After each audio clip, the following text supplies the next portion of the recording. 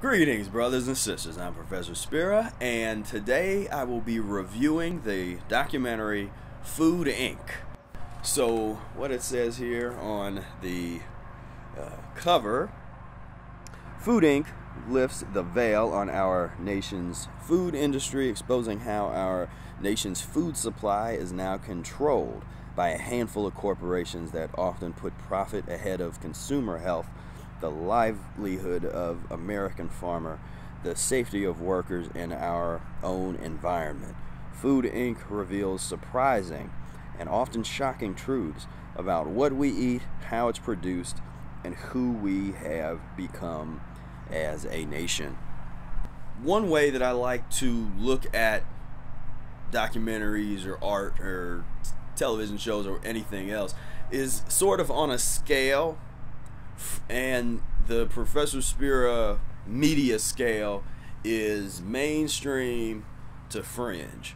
When I say mainstream, I'm talking about just the status quo, and oftentimes things that are mainstream, in order to appeal to a larger audience, they have to be presented a certain way, or they have to be sometimes it's criticized for being watered down, that kind of thing.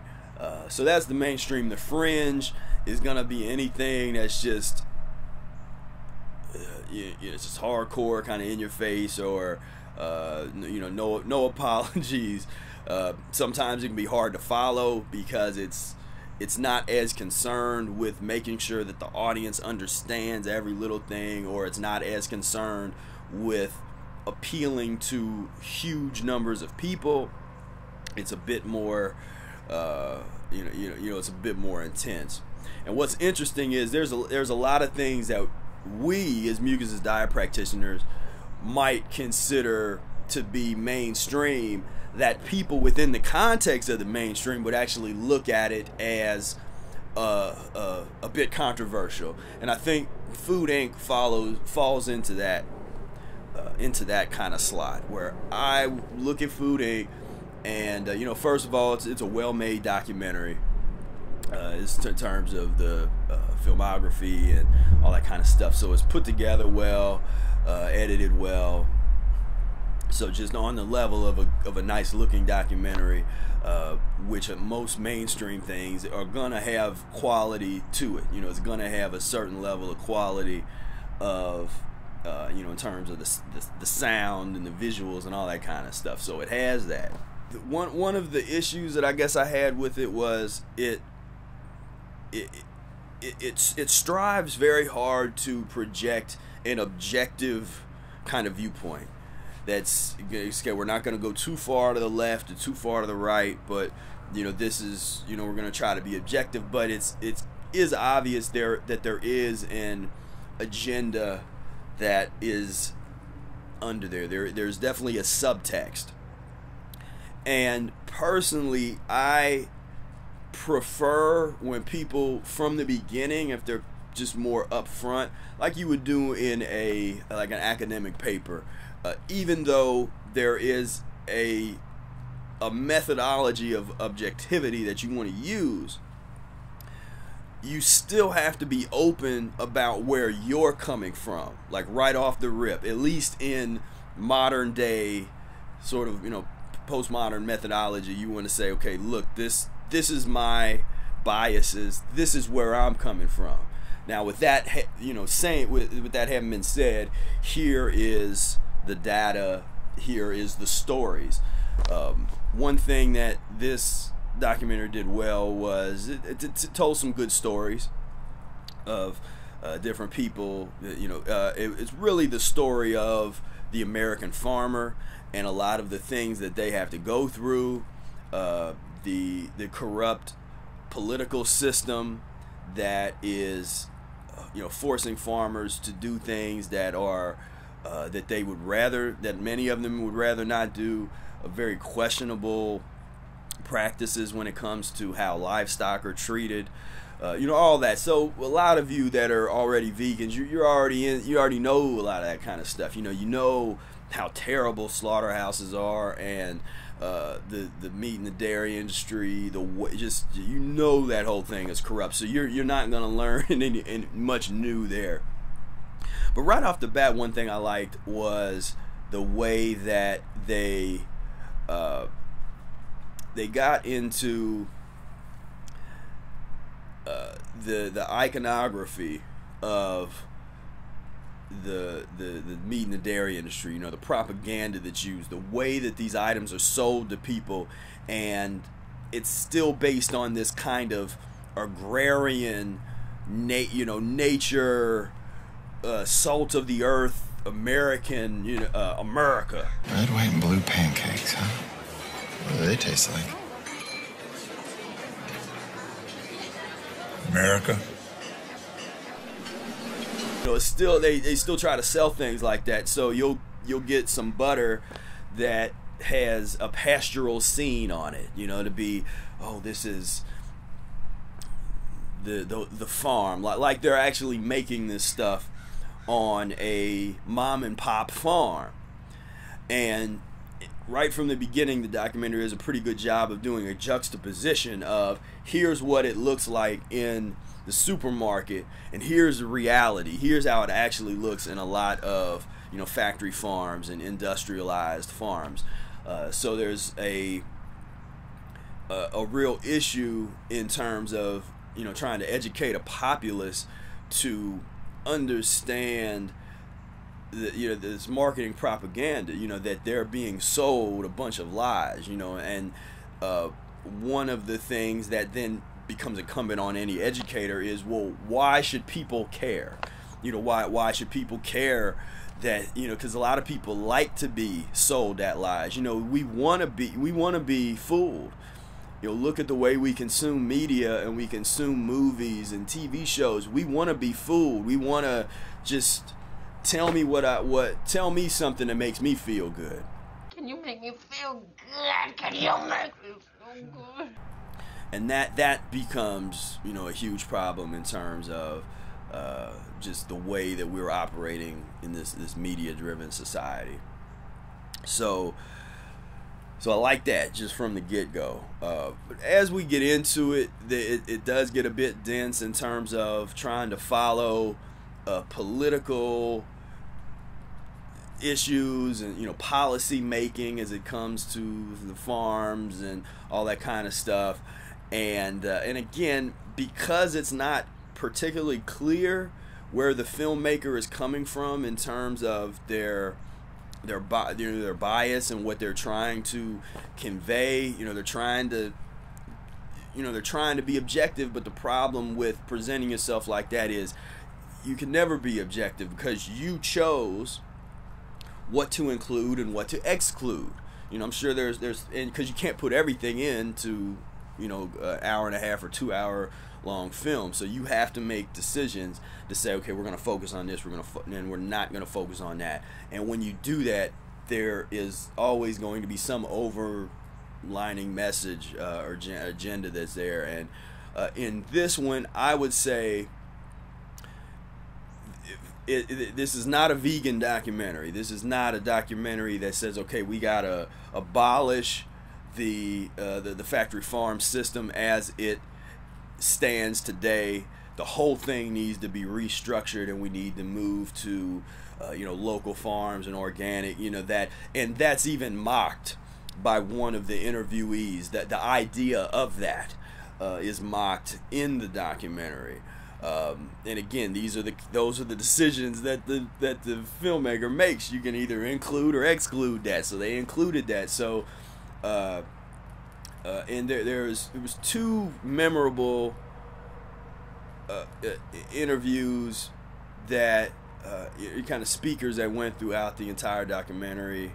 And one was a guy that worked with Walmart, and he had this association with Walmart, and they talked about how Walmart has been moving over to organic, sort of had this financial incentive to move toward organic because people were into it and all that kind of stuff. But what it kind of reveals, the way it's presented is kind of this positive light, but what it reveals to me is more the way in which organic and this whole kind of organic thing is totally a marketing ploy. You know, it becomes this this way to market and say, well, okay, if we can figure out a way to produce these goods, we can slap this label on it and call it organic, call it healthy, but it's not necessarily costing that much more to make because we figured out how to make it cheaper, but we can charge a lot more for it because it says organic and we can market it. So one issue I had with the documentary was there's very little diversity in it. There is little diversity on various levels. So on the first level, there was no talk of veganism that I recall. That kind of blew me away, that at some point when you're talking about this organic, you're talking about all this stuff as big as the vegan, and at that time the vegan was just starting to really get bigger and bigger. So to totally exclude any mention of veganism and any mention of people giving up the dairy, giving up the dead animal flesh as being one method, one way to overcome this, to totally ignore that, is, to me, was very problematic. But it spoke to, again, the underlying agenda of the filmmakers. The filmmakers had no interest in really promoting any kind of, or even exposing a vegan message. To me, that would have made it more balanced. Even if the filmmakers are not vegans and have no interest in that, that's still a perspective that needs to be in this kind of discussion. So there definitely, in my opinion, should have been some kind of vegan spokesperson or proponent that gave that perspective. It could have been a vegan farmer, something, but that was not the case. The one farmer that they did really feature basically had a message of, you can have smaller farms, you can do things in a more natural way. And there was a scene where they're slaughtering some turkeys or some chickens, and so for vegans, we're gonna look at this like, come on, man, you know, just because we're not into slaughtering animals. But the way that it was presented in the documentary was kind of like, okay, well, this is better, I guess. This is more humane. They were free range. They were able to run around a little bit before, you know, we grabbed them by their legs and stuffed them in this thing, and, you know, slit their throat and had the blood come out. You know, so they kind of captured all that. And yeah, so the vegans, you're gonna yeah, you're not gonna, you're gonna see something differently there than I think than the mainstream people would see, because the mainstream people are kind of seeing, like, that becomes a way to, for some people, to rationalize why that would be better.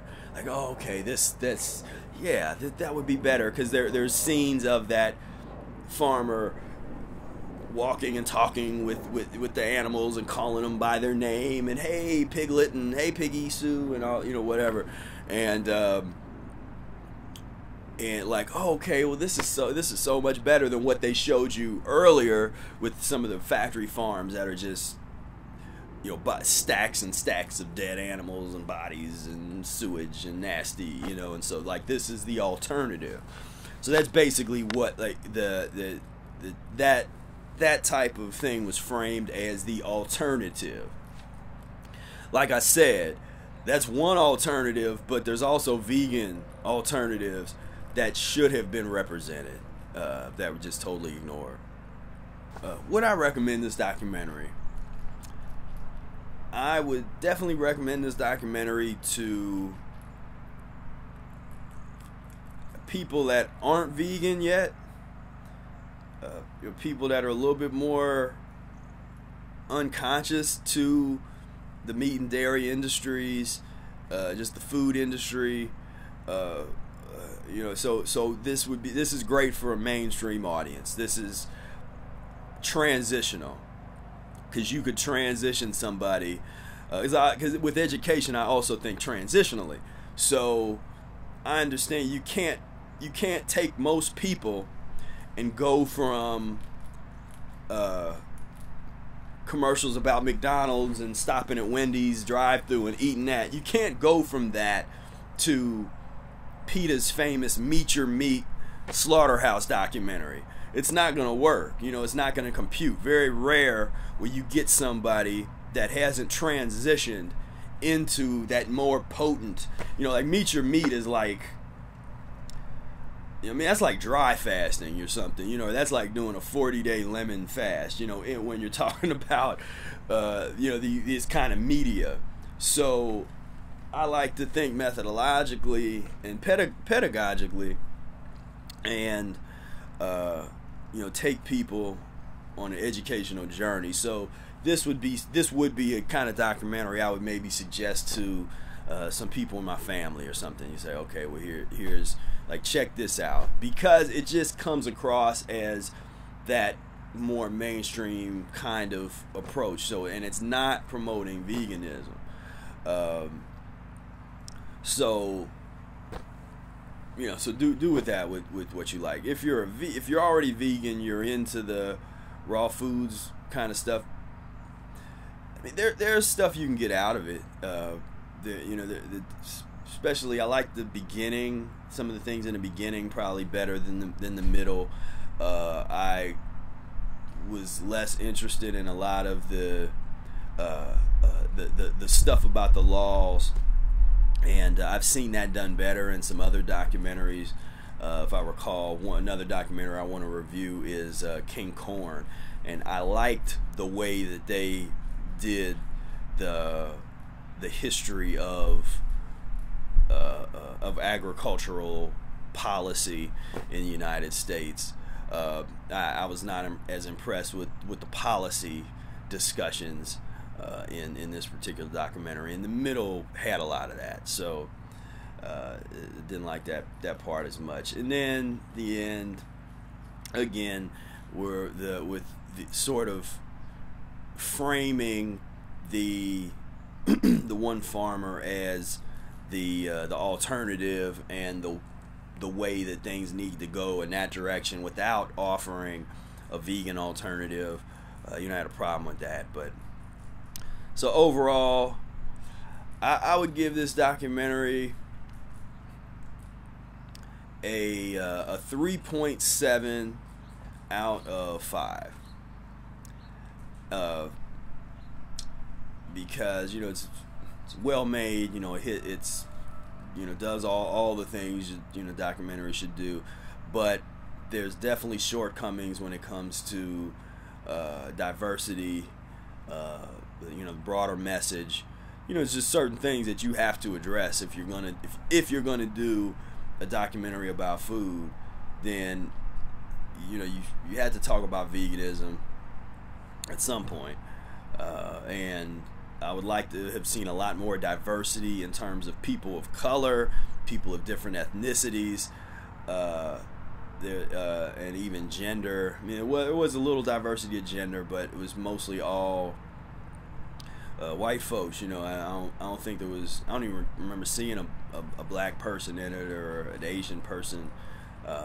Maybe in one of the scenes where they were in a that convention, you could see somebody at the convention in the background that was of a different you know, of a different walk of life. But it was that was an issue.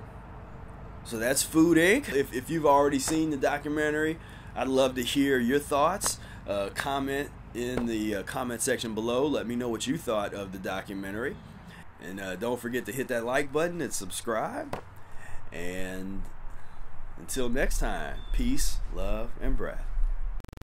Now, I don't mean to gross you out, but what if I told you that you are eating foods that create nasty slime in the body? Certain foods that you eat on a daily basis can actually cause the slime to accumulate and make it harder for your cells to breathe. These foods are making you age faster and are tearing your body apart from the inside out. These wrong foods are leaving behind residues of nasty waste that are slowly but surely shortening your lifespan, lowering your quality of life, and destroying your vitality.